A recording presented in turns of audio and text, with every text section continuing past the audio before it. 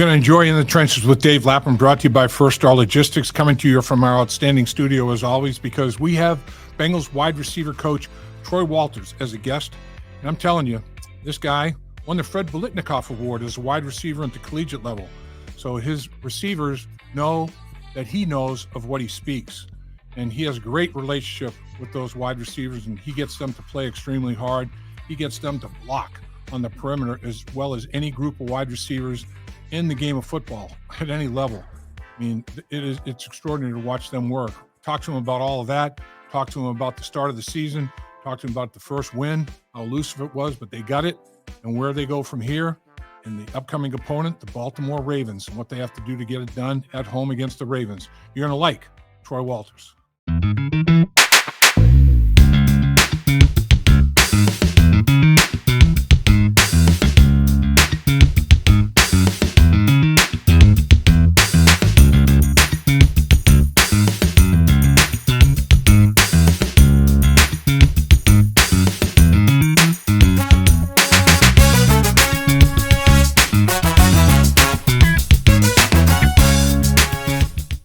So glad you joined us in the trenches with Dave Lapham, brought to you by First Star Logistics, coming to you from our extraordinary studios, as we always do.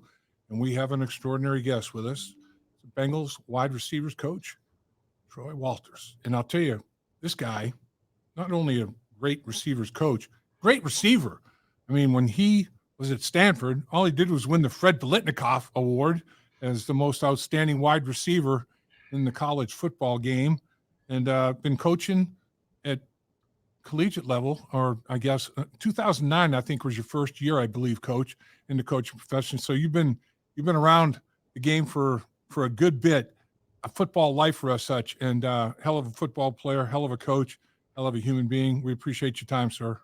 Thanks for having me. I always enjoy coming on. So that first win was a little bit elusive, but got it. And now they got that first win. What does that do? What does that mean? I mean, what's the week like after getting that first victory?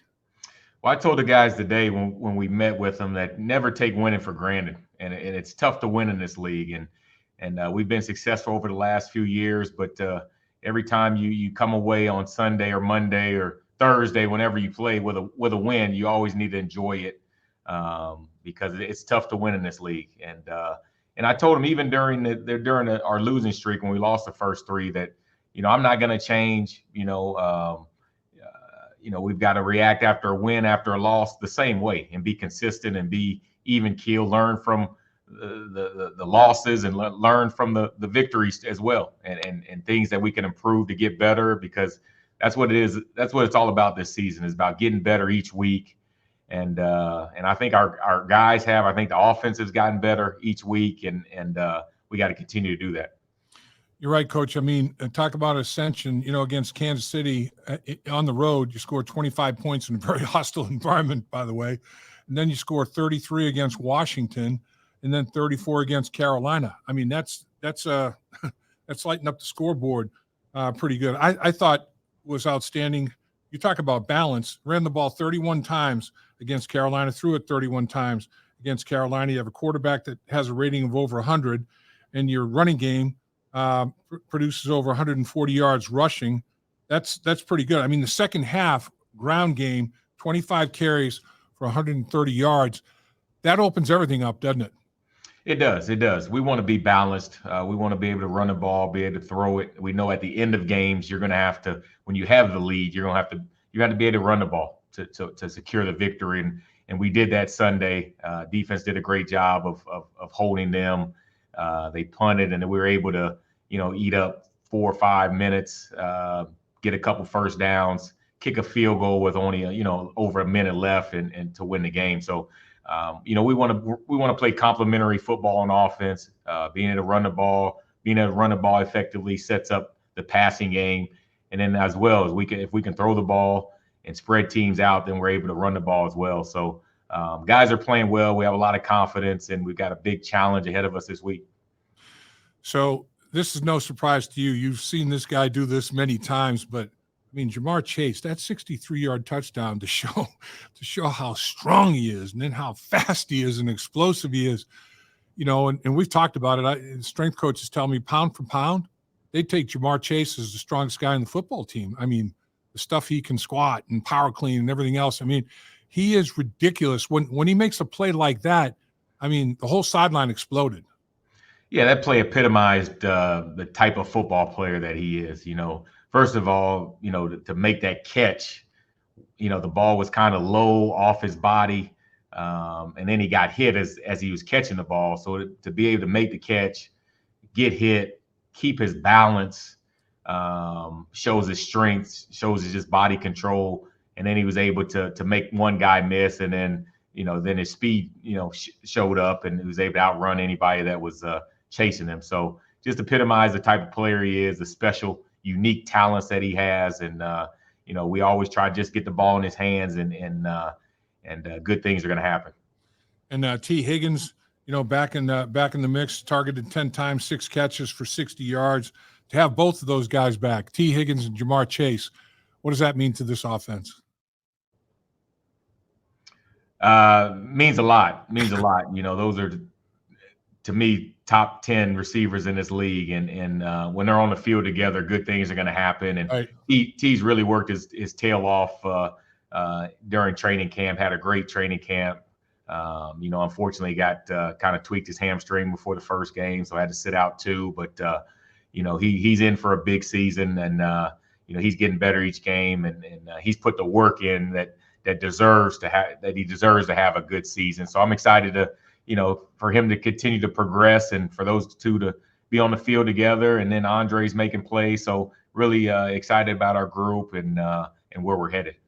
Yeah, I wanted to talk about Andre, that 29-yard reception he had to put you in the red zone and ultimately led to a touchdown. I mean, tough, man. I mean, he is a tough cat. Gets hit and gets sandwiched by a couple guys. Looked like the wind. He might have got hit up on that upper area of the rib cage up there by the lungs. I mean, probably got the wind knocked out of him a little bit, but never left the game. And the medical staff were smart enough to say, don't run out on that field. See how the situation is. You don't want him to have to go out for a play in the red zone. That's where he shines, man. And for him to just shake it off and go line up and run more snaps and be physical like he did, that was impressive, man. Yeah, it was. The thing about that makes it even more impressive is the fact that he really didn't have any targets up to that point. So, right. You go really the first half without really seeing the ball or getting the ball thrown your way, to be able to make that play in traffic over the middle, knowing that you're going to get hit, was phenomenal. And it's really showed his growth as a football player, the ability to play outside as well as inside and to make the difficult catch. He's becoming a good football player, and we're excited. And then, blocking wise, which sometimes goes unnoticed, he's doing a great job there. So, he continues to get better, and he just adds to the value of the room. I know that was important to you in your playing days, being an effective blocker and being a complete, wide receiver. And the offensive line played a hell of a football game. I thought, overall across the board, they all graded pretty darn well. Ran the ball and protected. No quarterback sacks. When you run the ball, 31 times for 141 yards, you're going to be in pretty good shape from a pass protection standpoint as well. But I thought it went beyond that. I thought Drew Sample blocked his tail off. Eric All blocked his tail off. Jamar Chase blocked his tail off, man. I mean, the touchdown run where he's at the end of the line of scrimmage taking care of business. I mean, he's down there digging. I thought, that's a tough angle to dig that safety. He went and dug that bad boy out, and I'm thinking, man, your receivers, Andre, T, everybody blocks, man. That's impressive thing about this group. Yeah, that's the culture of this room. Be unselfish, be team guys, team first, and we understand that our job is to catch passes and score touchdowns, but also we got to be able to block on the perimeter. We got to be able to big explosive runs are really the result of receivers down the field blocking and getting after it and providing extra effort. And so we don't want to be one-dimensional. We want to be known as team unselfish players that are willing to lay our bodies on the line to win. And the guys really did that. Really, the last 2 weeks, they've really stepped up in the run game and shown their willingness to go in and block a safety or a linebacker, whoever they ask us to block. And so we got to continue to do that so that the run game can continue to to be successful, and that'll open up the pass game as well. I know you meet with your wide receivers, frequently, all the time. You're a close knit group, and I see you guys at lunchtime, almost catching up. It's crazy how tight this community at the wide receiver position is, and T, franchise tag, all that, and then he has the injury. Jamar trying to take care of business and his situation. He was there all the time, a team guy. And honestly, he said after this football game, look, man, I just love football and I love my teammates. And that's the way he plays the game. I mean, I got all the respect in the world for those guys. It's like, all right, trying to do everything. Part of it is the business part of it. But now I got to put it. Now it's time for football, and you get your guys to focus that way, Coach. That's a hell of a thing. Yeah, we got great, not only great football players, but great men, and they come in and they work their tail off. They want to be coached. They enjoy being around each other. They enjoy their teammates. They're not divas, and we've got a great relationship. Being able to come in when most of the guys really all of them. I was here when they first came in. And so to build that relationship, I think there's trust that goes both ways. I trust them on and off the field. They trust me. We are a close group of guys. If we can sit down at dinner and have a little fellowship or lunch, just being around each other, I think we all enjoy that. And I want this profession to be fun, and I want them to enjoy coming to work, because there's a lot that goes on that goes into playing football and playing at a high level, and there's ups and downs. And so I want them, when they come in that receiver room, I want them to be feel free to express anything, and just feel like it's a safe environment, and really want them to have fun and have a good time while they're playing a sport that they love. I don't know how much time you spend with Eric All. I mean, the tight ends, I'm sure there's an overlap with tight ends and receivers, and whatever the case may be, certain packages or whatever. But bottom line is, Eric All, looking at that kid's skill set, that's a complete tight end, man. His future is bright, isn't it? It is. And we saw that coming while we were evaluating the guys coming out in the draft, and saw the potential, saw what he can do when he's healthy. And we knew he was one of the guys we had to get, and he's just gotten better each day, each week. He keeps ascending, and James Casey, the tight ends coach, does a great job with those guys in terms of detail, because they've got to run block, they've got to run routes, they're in protection, so there's a lot on their plate as tight ends, and he's done a great job coming in and learning the system and going out there and making plays. So what's it like when you guys are reviewing tape as a group, and Jamar has the 63-yard touchdown catch, but then he blocks his tail off, whatever the assignment may be. Does everybody respond equally to that touchdown pass and that big block that led to a touchdown by somebody else, or how does your group handle that? Yeah, like I said, we're a close-knit group, and so when one guy succeeds, we all succeed.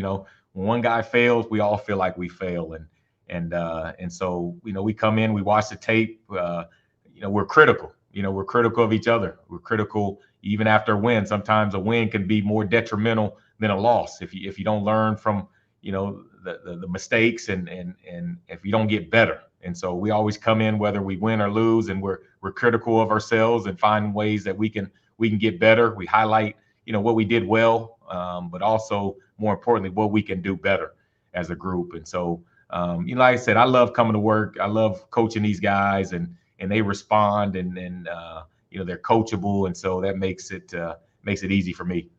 In the world of complimentary football, the Bengals win the coin toss for the first time this year.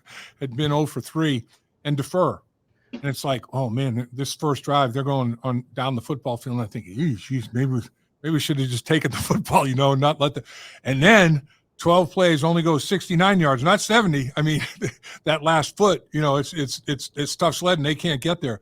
And it's a fourth down stop. It's a goal line stand. And then the offense scores literally in the final second of the first half, and then score coming out with possession of the football to start the second half. I mean, it couldn't have worked out better the way that deferring on the coin toss. But how big was that goal line stand in terms of setting a tone? It was huge. We're a team, and we understand that. In order to win in this league, you got to play complementary football. You've got to offense, defense, and special teams. And so, when one unit's struggling, the other unit may have to pick the other unit up. And defense has done that throughout my years here. They've when we hadn't played well, they have and won us some football games. So we trust them. We believe in them. In fact, the night before, Zach told us that if we win the toss, we're going to defer and let the defense get out there and set the tone. And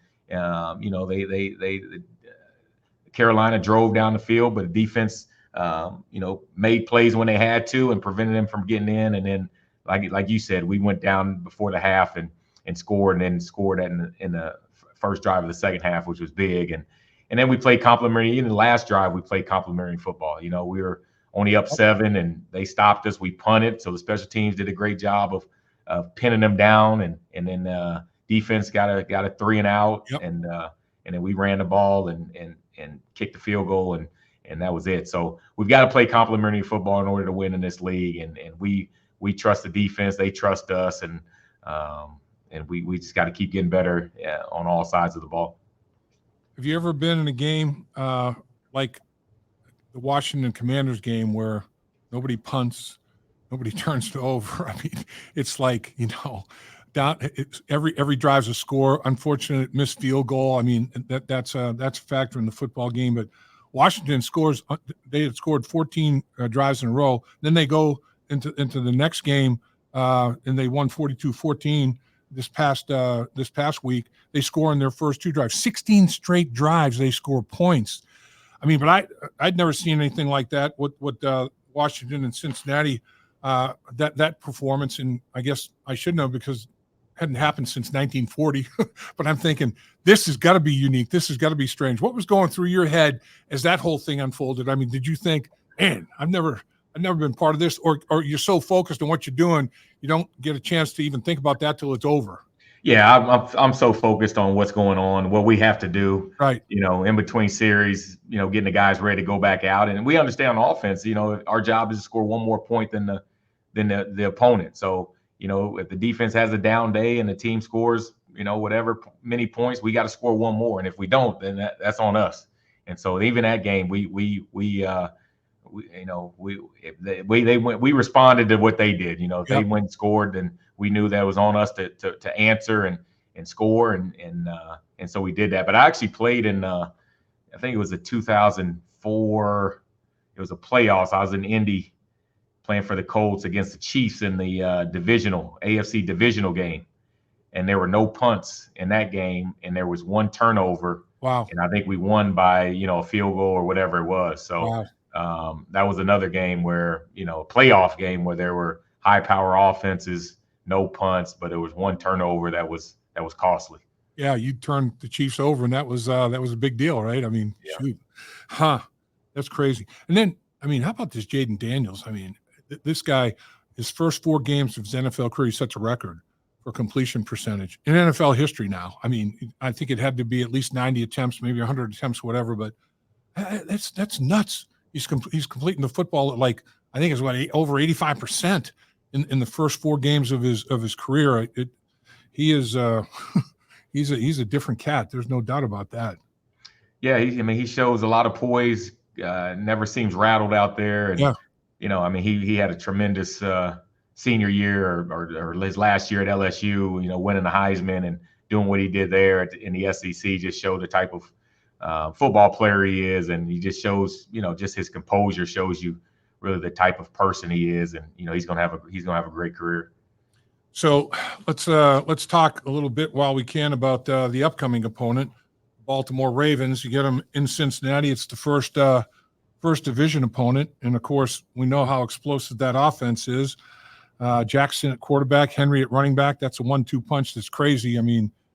Combined, they're 788 yards rushing on 121 carries, 6.5 yards a pop, and they've rushed for 7 touchdowns together. And Jackson has thrown a touchdown pass to 5 different receivers. So he's using that running game and exploiting that and trying to throw to all quadrants of the football field. That's part of the equation. But that Ravens defense, that's more than salty as well. What do you think about when you think about Baltimore Ravens defense? Physical, aggressive. They're gonna get in your face, try to intimidate you, and then play physical football. And so they play complementary football as well. They're gonna run the ball and try to eat up clocks and limit the possessions that we have. And every time we play them, we understand it's gonna probably be a 6, 7, 8 possession game. Yep. So offensively, we have to be efficient. We've got to be able to sustain drives, go down and score touchdowns, because we know we're going to be limited on the number of possessions we get. And so that's the focus this week when the guys come back Wednesday, is make sure we're detailed. We understand the offense. We know it's going to be a physical game, and that we're able to execute and sustain drives because our possessions are going to be limited. So there's a new defensive coordinator. He's a former Pro Bowl player there himself, Zach Orr. He was the inside linebacker coach. The coordinator goes to the Seattle Seahawks head coach McDonald. I know you haven't had a whole lot of time yet to study and break down tape, but do you anticipate a lot of similarities between? I mean, Orr was part of what McDonald was doing. You don't expect a major overhaul and a big difference in philosophy, I would imagine. No, it's very similar. They've been successful the last few years, so why change? And right. He was a former linebacker, has that linebacker mentality. So those guys are aggressive.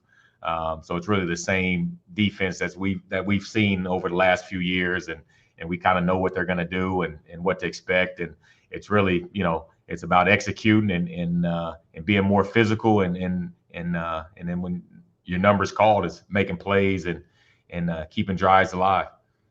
You're right, Coach. I mean, they've got Pro Bowlers at every level of their defense, position-wise, really every level of their offense, offensive line, running back, quarterback, tight end. I mean, and they also have a Pro Bowl place kicker who's converting over 90% of his kicks. They got a good punter. I mean, it's going to come down to possessions and field position, probably, of those possessions, right? You want to try to compete well. Not get buried and have an average drive start differential of double digits there, where you're going to have to run a lot more plays. But it's going to be an interesting matchup for sure.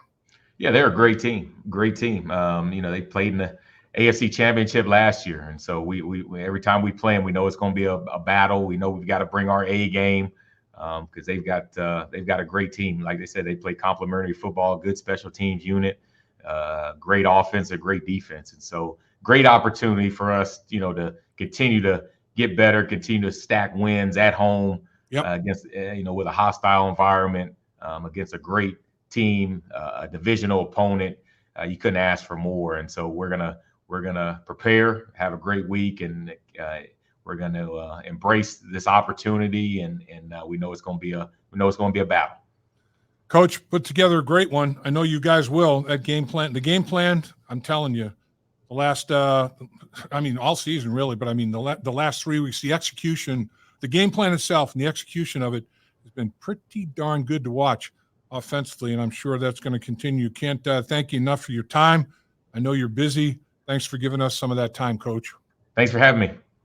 You're the best, sir. Have a great one. All right, you too, man. Dave Lapham here, and every day I am grateful for my experience to have played professional football. As a player, I realize self-motivation, leadership, and appreciating your teammates are key. At First Star Logistics, you can use those same attributes to create the life you want for you and your family. Build your future by working hard like I did. You'll see results both on and off the field. Call First Star Logistics today and be part of our winning team. Opportunity knocking.